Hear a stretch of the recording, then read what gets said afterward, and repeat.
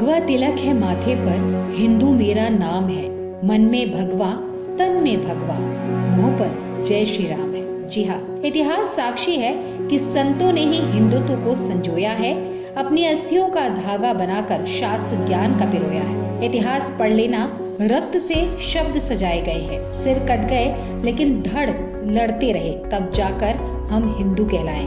और स्वयं वीर शिवाजी ने भी कहा था कि ना मुझे नाम चाहिए ना इनाम चाहिए, मुझे तो बस भगवा से सजा पूरा हिंदुस्तान चाहिए। ऐसा ही भगवा फहराया था उत्तर प्रदेश में सन 2017 को, जब मुख्यमंत्री की कुर्सी पर एक भगवाधारी बैठा। जी हाँ, हम बात कर रहे हैं योगी आदित्यनाथ की। 5 जून 1972 में गढ़वाल जिले के पंचुर गांव के एक गढ़वाली क्षत्रिय परिवार में इनका जन्म हुआ। इनके पिता का नाम आनंद सिंह बिष्ट था, जो कि एक फॉरेस्ट रेंजर थे, और माता का नाम सावित्री देवी है। 7 भाई बहनों में अजय 5वें नंबर के थे। अपनी प्रारंभिक पढ़ाई के बाद उन्होंने मैथ से बीएससी की और उसके बाद एमएससी करने में उन्हें काफी दिक्कतों का सामना करना पड़ा।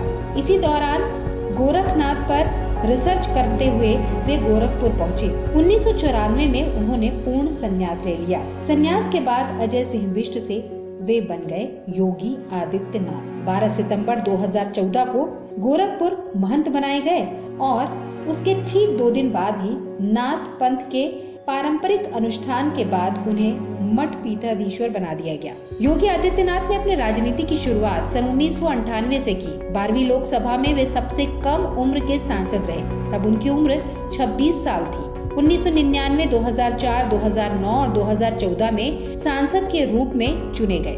डंके की चोट पर हिंदू और हिंदुत्ववादी विचारधारा को उन्होंने सबके सामने रखा। जब वे सत्ता में नहीं थे तब भी, और जब वे सत्ता में रहे तब भी। एक सन्यासी जब सीएम बना तो लोगों ने जमकर उनकी खिल्ली उड़ाई, लेकिन उन्होंने किसी की भी बात पर ध्यान नहीं दिया और विषम परिस्थितियों को स्वीकार करते हुए यूपी में विकास की नींव रखी। प्रधानमंत्री आवास योजना में देश के पहले स्थान पर उत्तर प्रदेश को लाकर खड़ा कर दिया। 24 घंटे बिजली की आपूर्ति का प्रयास किया। 1 करोड़ 21 लाख गाँव तक बिजली पहुँचाई और 1 करोड़ 38 लाख गरीबों को मुफ्त बिजली प्रदान की। बेटियों की सुरक्षा की बात हो या किसानों के सम्मान की बात हो, किसानों के कर्ज माफी की बात हो या हर तीर्थ स्थल के विकास की बात हो, योगी जी रुके नहीं, थमे नहीं। रिफॉर्म, परफॉर्म और ट्रांसफॉर्म के मंत्र को लेकर वे आगे बढ़े। हर जिला मुख्यालय को 4 लेन के साथ अंतर्राष्ट्रीय संपर्क से बेहतर किया। पूर्वांचल एक्सप्रेसवे और बुंदेलखंड एक्सप्रेसवे उन्होंने जनता को समर्पित किया। गंगा एक्सप्रेसवे का कार्य चल रहा है। बनारस के घाटों का विकास किया। अयोध्या में भगवान रामलला को टेंट से निकालकर मंदिर में स्थापित किया। काशी में वृहद कॉरिडोर बनाया और कानपुर में लॉकडाउन के समय से चल रहा विकास कार्य मेट्रो के रूप में तब्दील हुआ।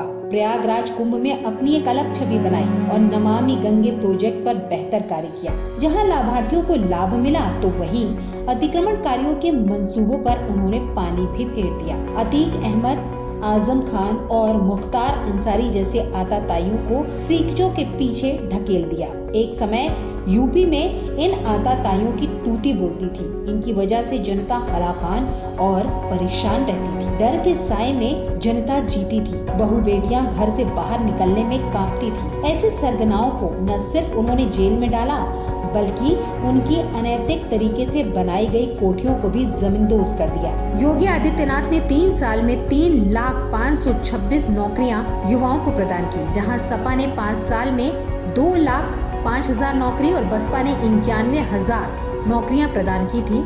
वहीं योगी सरकार ने 3 साल में ही इस आंकड़े को पार कर गई। वर्ष 2017 से अब तक युवाओं को जो नौकरियां सरकारी तौर पर दी गई हैं, उसमें यूपी पुलिस भर्ती और प्रोन्नति बोर्ड लखनऊ में 1,43,445 भर्तियां, बेसिक शिक्षा विभाग में 1,25,987, राज्य लोक सेवा आयोग में 32,685, यूपी अधीनस्थ सेवा चयन आयोग में 18,584, यूपी माध्यमिक शिक्षा सेवा चयन बोर्ड प्रयागराज में 15,004, यूपी उच्चतर शिक्षा सेवा आयोग प्रयागराज में 1,924, यूपी पावर कारपोरेशन लिमिटेड और विद्युत सेवा आयोग लखनऊ में 6,507, कुल मिलाकर 3,44,136। संविदा के माध्यम से रखे गए कार्मिक 47,546, आउटसोर्सिंग के माध्यम से रखे गए कर्मी 2,73,657। कुल योग नौकरियों का अगर हम कहें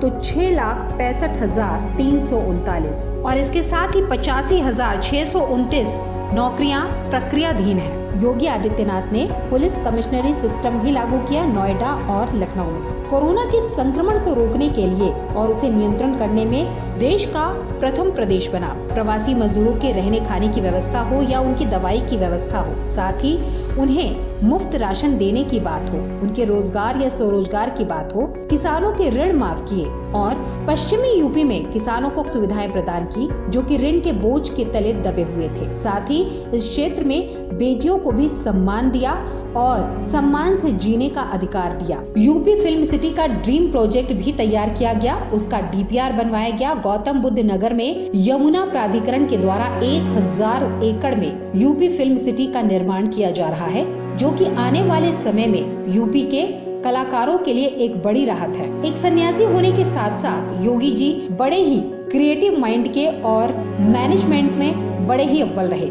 धर्म, आध्यात्म, हिंदुत्व के साथ साथ यूपी को नंबर 1 प्रदेश बनाने वाले पहले इंसान रहे। विकास की गंगा जो उन्होंने 2017 से बहाने की कोशिश की, उसे जनता ने देखा, महसूस किया। 10 फरवरी 2022 से यूपी में चुनाव हो रहे हैं। 7 चरणों में चुनाव किया जा रहा है और लगातार यहाँ पर सभी पार्टियां अपने अपने पक्ष में वोट मांगने के लिए लोगों को अपने बारे में बता रही हैं। यूपी में जो 7 चरणों में चुनाव होने वाले हैं, उसमें बीजेपी से योगी आदित्यनाथ, सपा से अखिलेश यादव, बसपा से मायावती, कांग्रेस से प्रियंका गांधी का चेहरा सभी के सामने आ रहा है और उसके साथ अदर पार्टियां भी हैं। लेकिन चुनाव मैदान में होने के बाद भी इन पार्टियों के लिए एक कड़ा संघर्ष रहेगा।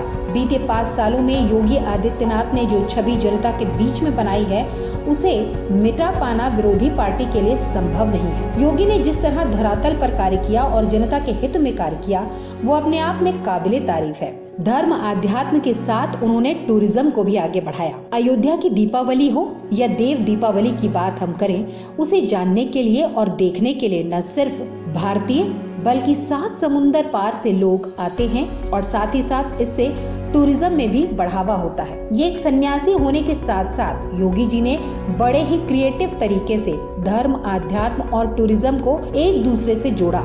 गौरतलब है कि 2017 में यूपी में भाजपा का संकल्प पत्र जो उन्होंने जारी किया था, उसमें राज्य की जनता से राम मंदिर बनाने, हर युवा को रोजगार देने, किसानों का कर्ज माफ करने और भ्रष्टाचार अपराध मुक्त प्रशासन देने का वादा योगी आदित्यनाथ ने किया था, जिस पर खरे उतरने का उन्होंने प्रयास किया। सुप्रीम कोर्ट के निर्णय के बाद राम मंदिर का कार्य प्रगति पर है और उन्होंने किसानों का कर्ज माफी किया। साथ ही कानून व्यवस्था को सुधारने में योगी अव्वल रहे। 30 जिलों में मेडिकल कॉलेज खोलने का काम चल रहा है। अटल बिहारी वाजपेयी यूनिवर्सिटी सहित 5 अन्य यूनिवर्सिटियों का कार्य भी शुरू हो चुका है। कुल मिलाकर कहें तो 5 साल में योगी आदित्यनाथ ने यूपी में विकास की गंगा को निरंतर प्रवाहमान रखा। चाहे लॉकडाउन की बात हो या फिर अनलॉक की बात हो, योगी निरंतर कार्य करते रहे। अब देखना बाकी ये है कि जनता किसे अपना सीएम बनाती है। रेवा टीवी डिजिटल मीडिया का आप सभी से यही कहना है कि चुनाव में अपने मताधिकार का